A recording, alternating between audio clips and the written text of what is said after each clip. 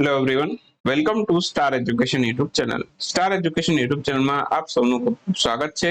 આજનો જે વિડીયો છે એમાં આપણે ચર્ચા કરશું 30મી જૂનના તમામ અગત્યના કરંટ અફેર.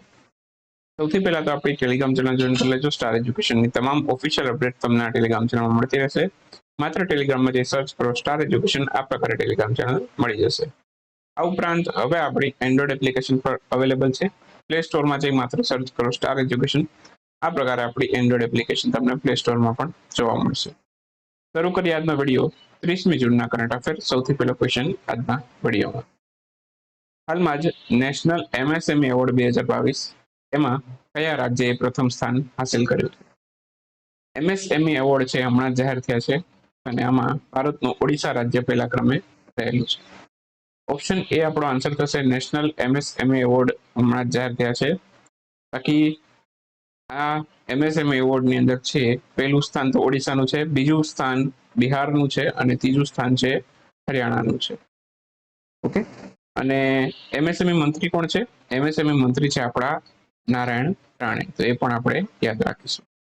નેક્સ્ટ ક્વેશ્ચન છે, CBDT ના નવા ચેરમેન કોણ બન્યું છે? CBDT એના નવા ચેરમેન છે હાલમાં જ નિયુક્ત થયા છે નીતિન ગુપ્તા. ઓપ્શન બી આપણો આન્સર થશે. હાલમાં જ નીતિન ગુપ્તા છે CBDT ના નવા ચેરમેન તરીકે નિયુક્ત થયા છે. એક ક્વેશ્ચન તમને એવો પૂછી શકે આમાંથી કે તે કોનું સ્થાન લેશે? તો એ JB મોહન પાત્રાનું સ્થાન લેશે. બાકી બીજું એવું પૂછી શકે આમાંથી કે CBDT કયા મંત્રાલય હેઠળ કાર્ય કરે છે? તો નાણાં મંત્રાલય હેઠળ છે CBDT કાર્ય કરે છે. CBDT નું ફૂલ ફોર્મ થાય છે central board of direct taxes. સ્થાપના 1963માં થયેલી છે. મુખ્ય મથક નવી દિલ્હીમાં છે. વિશ્વ એસ્ટ્રોઇડ દિવસ અથવા તો વિશ્વ લઘુગ્રહ દિવસ આ ક્યારે ઉજવાય છે? આજે છે વિશ્વ એસ્ટ્રોઇડ દિવસ અથવા તો વિશ્વ લઘુગ્રહ દિવસ. 30 જૂને ઉજવાય છે વિશ્વ એસ્ટ્રોઇડ. હાલમાં 30 જૂન 2022ના રોજ વિશ્વ એસ્ટ્રોઇડ દિવસની ઉજવણી કરવામાં આવેલી છે. બરાબર. સૌથી પહેલી વખત આ દિવસ 2015માં ઉજવાયેલો અને અત્યાર સુધીમાં 2022ના રોજ છે 8મો વિશ્વ એસ્ટ્રોઇડ દિવસ છે. તુર્કી, એશિયાની અંદર તુર્કી, ભારત, ઇઝરાયલ આવા બધા દેશો છે આ વિશ્વ એસ્ટ્રોઇડ દિવસ ઉજવે છે. બાકી એના પછીનો ક્વેશ્ચન છે વિશ્વ સંસદ દિવસ અથવા તો સંસદીયતા, જેને અંગ્રેજીમાં કહેવાય ઇન્ટરનેશનલ ડે ઓફ પાર્લામેન્ટરિઝમ. બરાબર.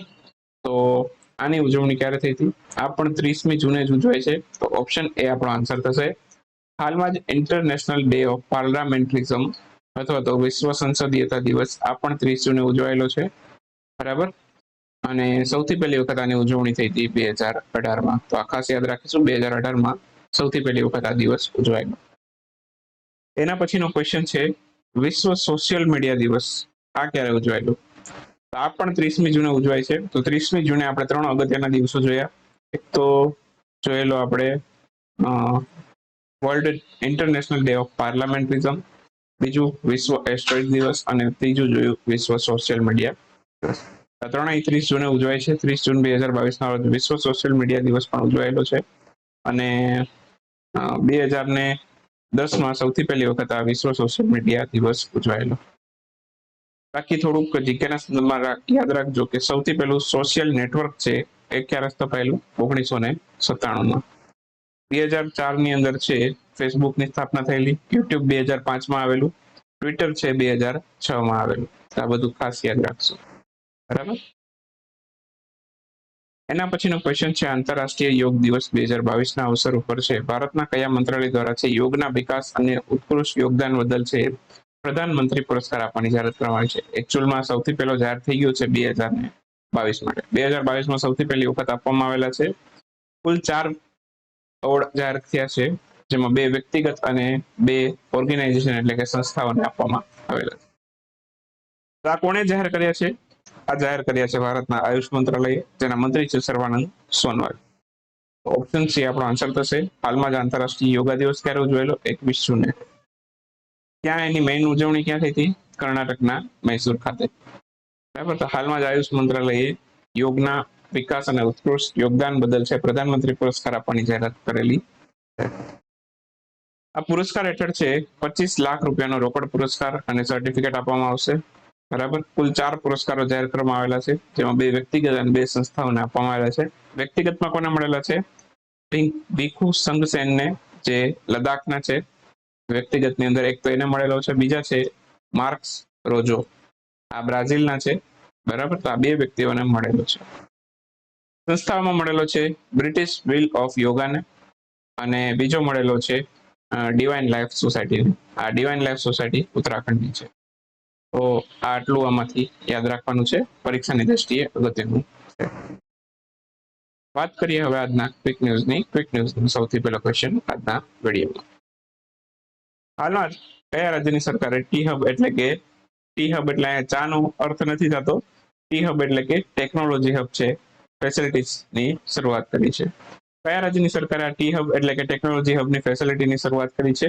આ કરી છે તેલંગાણાની સરકારે. મુખ્યમંત્રી કે ચંદ્રશેખર રાવ છે, રાજ્યપાલ તમિલિસાઈ સૌંદરરાજન છે, અને આ ટી હબ છે હૈદરાબાદ ખાતે શરૂ થયું છે. હાલમાં જ કયા રાજ્યમાં સાવ જાઓ ફેસ્ટિવલ છે એની ઉજવણી કરવામાં આવેલી? સાવ જાઓ ફેસ્ટિવલ છે આ ગોવામાં ઉજવાયેલો છે.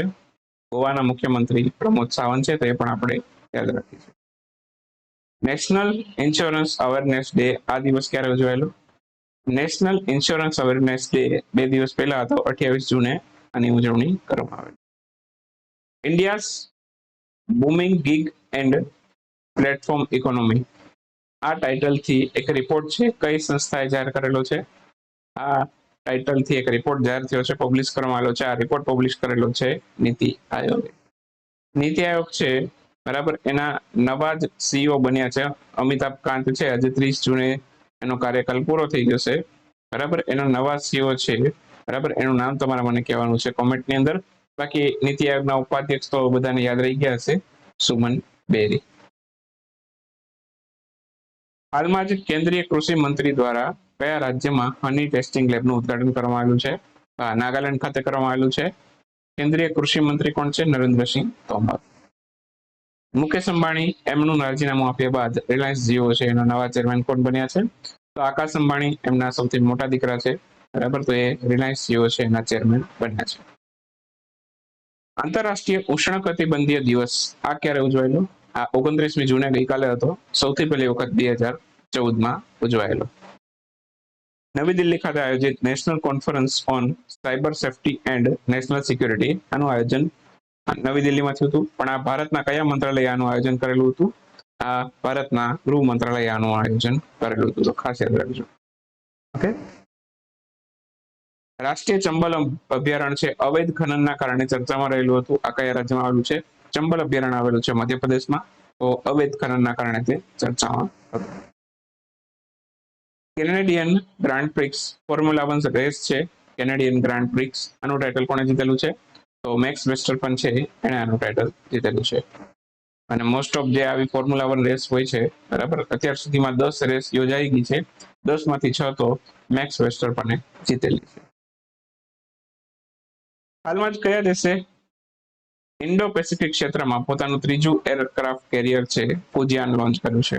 તો ઇન્ડો પેસિફિક ક્ષેત્રની અંદર પોતાનું 3જું એરક્રાફ્ટ કેરિયર લોન્ચ કર્યું છે ચીને. ભારત એક સ્વદેશી રીતે એરક્રાફ્ટ બનાવી રહ્યું છે, જેનું નામ છે આઈએનએસ વિક્રમાદિત્ય. તો આ પણ આપણે યાદ રાખીશું. સોલિડરિટી 2023 નામનું અભિયાન કયા સંગઠન દ્વારા શરૂ કરવામાં આવ્યું છે? આ શરૂ કર્યું છે એસસીઓએ. તો આન્સર આવશે એસસીઓ, સંઘાઈ સહયોગ સંગઠન. ભારત અને કોની વચ્ચે 9 વર્ષો બાદ ફરી વખત ફ્રી ટ્રેડ એગ્રીમેન્ટ અંગે વાત ચાલુ થઈ છે? તો યુરોપિયન યુનિયન અને ભારત વચ્ચે 9 વર્ષો બાદ ફ્રી ટ્રેડ એગ્રીમેન્ટ વિશે વાતચીત શરૂ થઈ છે.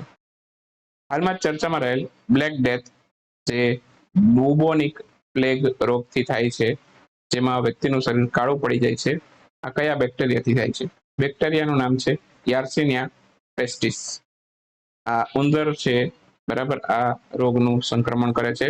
ઉંદરમાં આ વાયરસ હોય છે, આ બેક્ટેરિયા હોય છે, જેનાથી છે આ મનુષ્યમાં પણ ફેલાય છે. તો સંક્રમણનું કારણ છે ઉંદર છે, બરાબર, આ પણ ખાસ યાદ રાખીશું. બસ 30મી જૂનનો વિડીયો અહીંયા સમાપ્ત થાય છે. મળીએ આવતીકાલે 1 જુલાઈના વિડીયોમાં. નવા મહિનાના કરંટ અફેર શરૂ કરશું. ત્યાં સુધી રજા લેશું. આવજો, બાય બાય, ગુડ નાઇટ, શુભરાત્રી. Thank you for watching star education.